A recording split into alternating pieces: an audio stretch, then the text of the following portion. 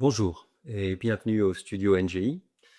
Je me présente, je m'appelle Étienne Darcourt, je suis l'initiateur et le responsable de la formation du studio NGI qui propose des formations pour acteurs, que ce soit en formule de stage ou en formule professionnalisante.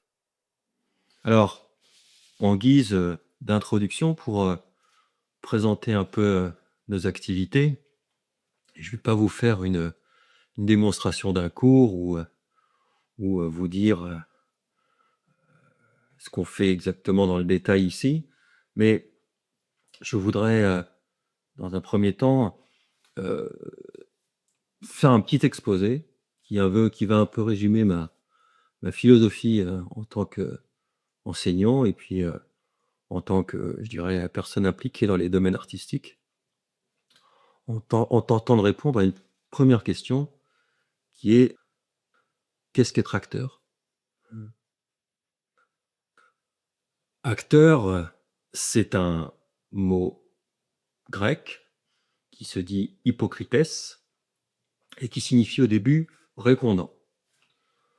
Au temps du premier acteur Thespis, la fonction de l'acteur était en effet de répondre au coryphée, qui était le cœur dans le théâtre grec.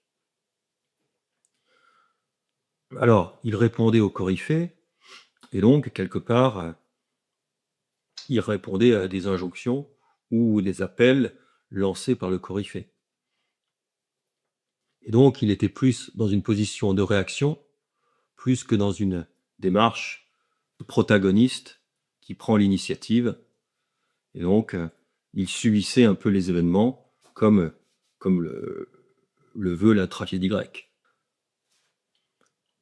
Alors, cette première conception du mot acteur, elle a été remise en question par des savants modernes, notamment l'historien et philologue allemand Julius Wilhelm Söderbrot, pour qui le mot hypocrites signifierait non pas le répondant, mais l'interprète, le truchement d'un rôle. Ainsi donc, l'acteur, qui est par exemple sur scène dans le théâtre antique, se met au service d'une vision, d'une humanité imaginée par un auteur, ou dans le cas d'une réponse au coryphée, ce serait une, une interprétation à une volonté supérieure symbolisée par le coryphée. Les dieux, quelque part, imposeraient à l'acteur d'interpréter sa propre condition sur scène. Alors, ce qui est intéressant de voir ici, c'est que le sens d'être acteur, puisque c'est quand même la question qu'on se pose, ici est loin d'une vision, je dirais, plus contemporaine de l'acteur, où celui-ci, dans une vision moderne, est plus pensé comme un être agissant pour lui ou dans un environnement immédiat. Alors, partant de ce fait, partant de cette contradiction, on peut se demander si être acteur n'est pas plutôt un rapport au monde, aux autres, à l'environnement, de la personne qui est acteur ou actrice. Le terme d'acteur est difficilement dissociable du verbe être. On ne peut pas être et d'un côté acteur. On est acteur. L'un ne va pas sans l'autre. Toutefois, sommes-nous condamnés à ne vivre que par le regard des autres? Faisons-nous des êtres passifs, subissant les circonstances et les événements, comme le pensaient un peu les tragédiens de la Grèce antique? Et sinon, dans quelle mesure avons-nous, en tant que personnes dotées de raison et de volonté, la capacité d'être les maîtres de notre propre destinée et de devenir les acteurs de notre propre vie? Alors, dans un premier temps, en quoi sommes-nous les jouets du destin? Nous serions en quelque sorte des êtres et des acteurs passifs d'un environnement sur lequel, en définitive, nous n'aurions que peu de prise et dans lequel nous serions condamnés à jouer et interpréter que des rôles voulus par le jeu social, nos semblables, ou, dans le cas d'une croyance en une divinité, par une volonté supérieure. Alors, cette approche suppose de reconnaître que l'être humain, donc l'acteur, au sens d'être agissant, n'est pas grand-chose sur Terre. Nous ne maîtrisons pas grand-chose dans ce monde. Depuis notre naissance, que nous n'avons pas choisi, jusqu'à notre mort, auquel nous ne pouvons pas échapper. Alors, face à cette condition, comment réagir? Comment se comporter? Nous pouvons nous révolter face à cette condition misérable en prenant le parti de vouloir tout maîtriser et par des actions d'orgueil assouvir une volonté de puissance, quelque part, hein, comme dirait Nietzsche, en devenant à la fois les maîtres des autres, des choses qui nous entourent, ou de notre vouloir affirmer une volonté personnelle inflexible. Mais là encore, cette approche est plus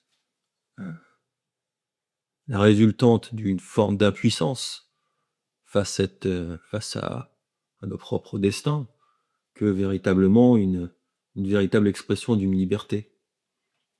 En voulant assouvir les autres ou en voulant fixer des règles rigides pour les autres, pour soi, nous ne faisons que conforter ou renforcer la sensation d'emprisonnement que nous pouvons avoir par rapport à notre propre destinée. Face à cette attitude, on peut avoir à l'opposé une attitude beaucoup plus passive, qui consisterait à dire on ne peut rien faire, ou pas grand-chose, et par fatalisme, en définitive, mieux vaut laisser faire, laisser les autres décider pour nous, nous imposer leur volonté, au détriment de nous-mêmes et de nos aspirations profondes. Triste sort, quelque part. Là encore, nous ne ferions qu'un, dans un sens négatif, avec notre propre condition, en s'y soumettant totalement. Alors, partant de ce constat peu glorieux, et sans tomber dans les affres d'un hybris démesuré, on peut s'interroger si nous n'avons pas la capacité de dépasser notre condition et de faire des choix qui feront de nous des acteurs de nos vies, sans vouloir tout maîtriser les paramètres et les aléas de notre condition. Alors, pour parvenir à cet état intérieur, à cette forme de liberté intérieure, cela nécessite dans un premier temps de sortir d'une attitude nihiliste et de ne pas se dire le monde n'est que chaos, advienne que pourra. C'est là où la notion d'être acteur reprend son sens, c'est de se dire en définitive qu'il faut partir à la rencontre des choses, des situations, des lieux, des personnes, et avec qui nous pouvons agir à notre niveau pour devenir les propres acteurs de notre vie. Alors certes, la vie est faite d'obstacles, de difficultés, et atteindre la majorité intellectuelle, comme le citait Kant, en prenant des décisions pour soi, n'est pas une chose aisée. D'autant plus dans des contextes difficiles comme ceux que nous traversons. Mais voyons les choses de manière un peu positive. La vie, les autres, les événements ne sont pas que des sources de désespoir, elles peuvent être aussi des sources d'espérance, d'ouverture, vers des opportunités, des nouvelles routes, vers l'inconnu. Et on voit bien ici que si on se met dans cette optique positive d'accueillir le monde dans lequel nous avons été plongés sans le vouloir, nous sortons d'un fatalisme, et ce fatalisme, quelque part, elle devient incompatible avec la notion, l'action d'être acteur, puisqu'en définitive, être acteur passe par des actions, au pluriel. Nous ne pouvons pas être acteurs si nous n'agissons pas. Et l'acteur, en définitive, devient celui qui, malgré toutes les contingences, toutes les nécessités également, devient celui qui décide de prendre son courage à deux mains et de faire face à son destin, tout en sachant qu'il ne maîtrise pas tout. Alors en définitive, comme le disait Aristote, la raison est souvent entre les deux. Et sa citation In medio stat virtu illustre ce propos. Ni totalement maître de notre destin, ni totalement passif face à nos vies, être acteur apparaît alors comme la recherche de ce chemin et de cet équilibre entre soi et le monde, la vie, les autres, pour trouver la vérité, la liberté et le courage d'agir sur ce qui dépend de nous et voulons. Et dans le même temps, d'accepter que nous ne pouvons pas avoir toujours l'initiative dans l'action. Tel l'acteur qui écoute et ensuite répond sur scène, être acteur, c'est accepter que nous sommes en permanence tiraillés entre notre volonté et celle des autres, celle des événements et même des éléments. Les obstacles qui se dressent sur notre marche sont le reflet de notre condition de mortel, qui ne nous permet pas d'échapper à notre finitude, notre misère, comme dirait Blaise Pascal. Dans ce laps de temps que nous avons à vivre, être acteur, c'est ainsi faire le choix d'épouser pleinement la vie, pour ce qu'elle a à offrir, ses joies, mais aussi ses peines et ses parts de souffrance, en assumant qui nous sommes et en se cherchant des raisons de vivre pour aller de l'avant, se construire et se réaliser. Alors, revenons un peu sur Terre, hein, après cette digression, et à l'objet qui nous amène ici, qui nous réunit ici, c'est-à-dire le jeu de l'acteur.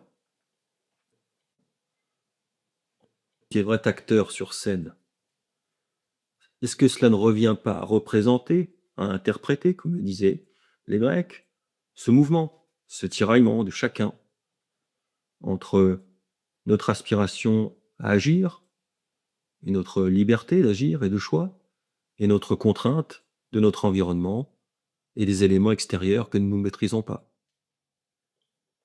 L'acteur sur scène ne doit-il pas montrer ce tiraillement, qui sera vécu de manière différente selon les personnages à jouer, dans leur rapport au monde et dans leur rapport aux autres? Voilà, c'était une première présentation de l'approche du métier d'acteur et de ce que peut être un acteur. Merci à vous.